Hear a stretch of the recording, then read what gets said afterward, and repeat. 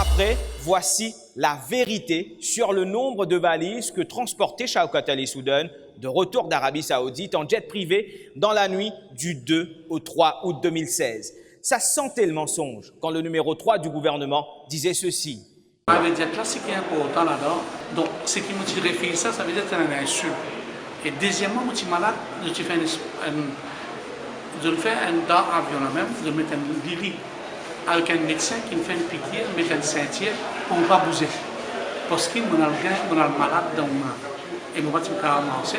Et qui m'a venu dans l'aéroport, je tiens juste un handbag avec un petit valise. C'est tout, avec un sac que tient la toile Kaba.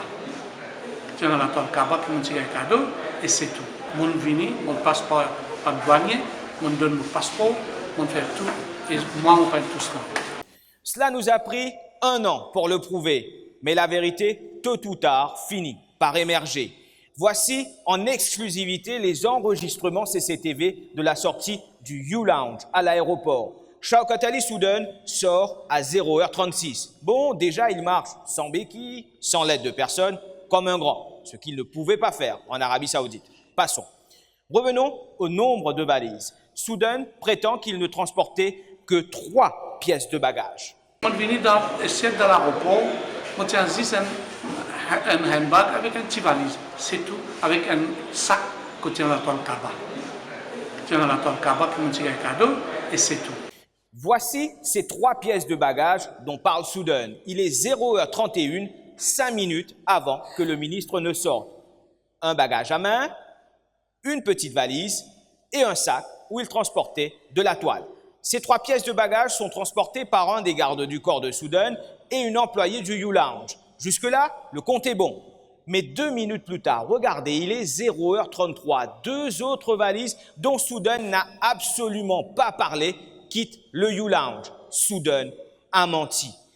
Nous lançons ce défi à Soudan. Dites-nous que ces 2 valises ne vous appartiennent pas. Dites-nous que Zahir Jadakan, chauffeur au ministère du Logement, n'a pas récupéré ces 2 valises dans le véhicule 4507 JL13 pendant que vos 3 bagages officiels étaient dans le coffre de votre voiture FE972. Dites-nous que cet homme n'a pas déposé ces 2 valises chez vous, à Pérébert. Dites-nous aussi que les douaniers Deepak Singh Erdoyal et Vishal Ramnaren en poste ce soir-là ont examiné ces 2 valises. Dites-nous enfin que ces documents que nous avons déjà publiés en passant et qui démontrent que vous avez réservé le U-Lounge 3 jours avant le voyage et qui démentent ainsi cette soi-disant urgence médicale sont faux. Vous ne pourrez pas, Shaukat Ali Soudan, parce que nous savons tout et nous pouvons tout prouver. Enfin, si, vous pourrez, vous nous avez tellement habitués à des mensonges. Bon, certains iront interviewer la caméra CCTV du U-Lounge bientôt. La caméra dira qu'on lui a forcé à montrer des images qui n'existaient pas. Soudan va pleurer et dira que la vérité a triomphé et on sera accusé de complot avec cette caméra CCTV pour faire chuter Soudan.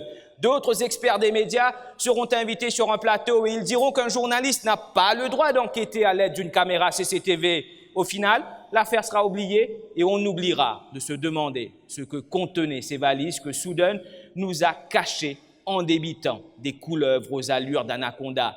Il n'y a qu'une seule question. Pourquoi vous n'avez pas parlé de ces 2 valises dans toutes les interviews que vous avez données à ce sujet? Qui avait-il dans ces valises?